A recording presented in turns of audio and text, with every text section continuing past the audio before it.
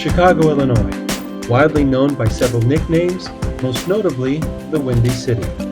The origin of the moniker is debated, possibly referencing strong winds or even political hot air. The city is characterized by a strong Democratic Party machine that plays a significant role in shaping the state's political landscape. In the 2024 presidential election, Illinois was won by the Democratic candidate Kamala Harris. Still, the land of Lincoln shifted noticeably towards Republican Donald Trump, with Harris winning the state by under an 11-point margin. Voters expressed concerns across a range of issues, including the cost of living and inflation, healthcare costs, and in the sanctuary city of Chicago, immigration. Now families are like, hey, if I get arrested, even though I'm a green card holder or a citizen, like, here's our action plan as a family. Like, these are the stories that we're hearing. The fear, the uncertainty, our lives could just be completely upended and changed. And these are not only people who are undocumented, but people who are immigrants or even just speaking out. Even my own mother, who they've been citizens for almost 40 years, was traveling to Europe a couple of months ago, was so afraid to travel. She's like, am I going to be allowed back? I'm like, you're a U.S. citizen and your son's a lawyer, so we'll figure this out. Sufjan Sohel is a civil rights activist and chair of the Cook County Commission on Human Rights.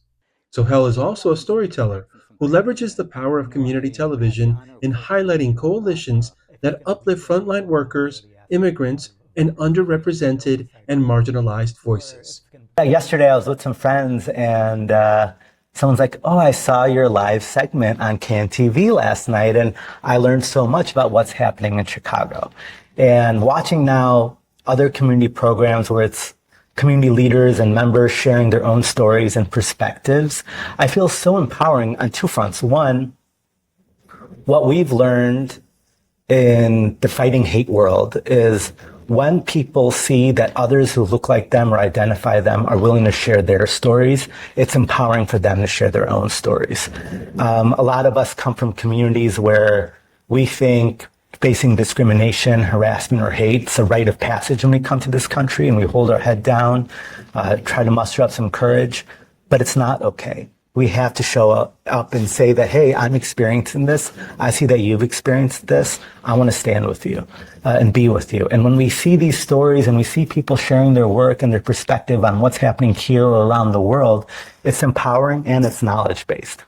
Chicago Access Network Television, better known as CAN-TV, empowers residents to create and broadcast their own content, promoting local democracy and providing a valuable platform for marginalized communities to be seen and heard.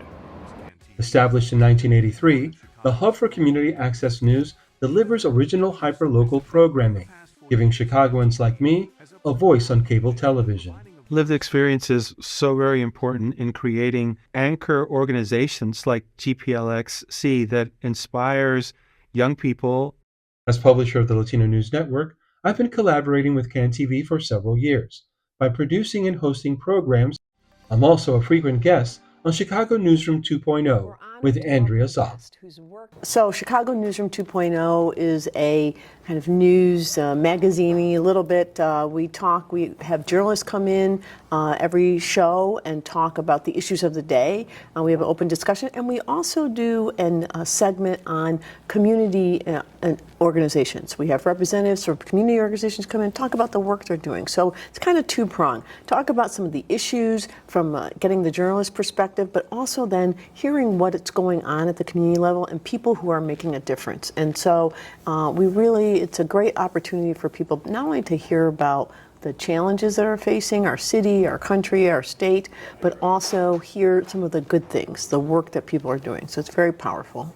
Chicago Newsroom 2.0 serves as a vital platform for local voices and perspectives, fostering civic engagement and providing access to information often overlooked by mainstream media. Oftentimes people think community television and they think it's not in depth, it's not necessarily well produced. And I think what we've done at CAN-TV, what Darius Hillman, our executive director, has done is really to elevate the quality. So you're not just hearing stories, but you're hearing really in-depth conversations. We've talked about censorship of books. We've talked about City Hall, of course. We've talked about what's happening at the election. We have a lot of open offices, as you know, at the federal level here in the state of Illinois. So a really broad range. We've certainly talked about the immigration crisis and how the immigrant community is being treated and some of the challenges that are being faced. And so it's a broad range of topics, all of which are everything. We've also talked about mental health.